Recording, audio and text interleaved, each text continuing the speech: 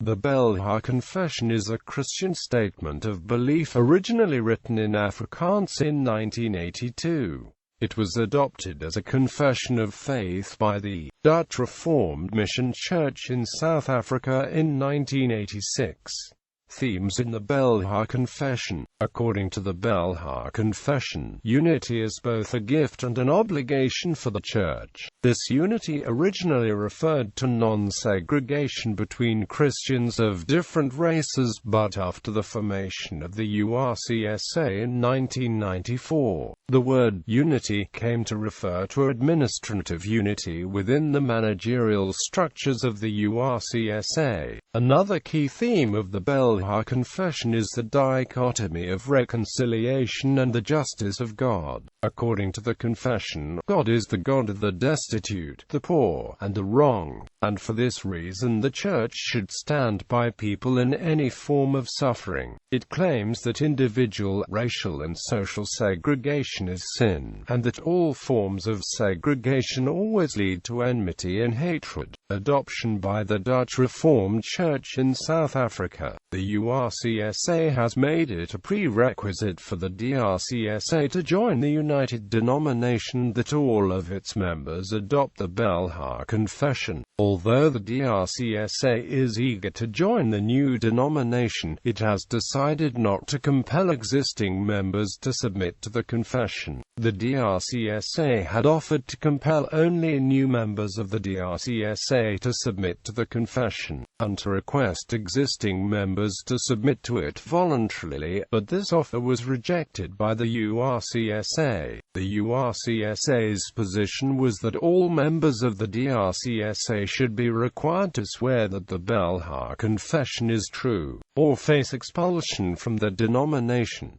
The DRCSA's opinion of the Belhar Confession had varied over the years. Initially, the DRCSA rejected the confession as being a political document or as a statement of liberation theology. Sometime later, the DRCSA acknowledged that the document's contents were true, with the proviso that references in the Belhar Confession to the poor not be regarded as an implicit reference to non-whites. At the 2011 meeting of the General Assembly of the DRCSA, it was decided that processes to make the Belhar Confession part of the confessional base of the DRCSA should be initiated by its leadership. Adoption by non-South African churches. The Evangelical Reformed Church in Africa in Namibia adopted the Belhar Confession in 1997 and in so doing became the first non-South African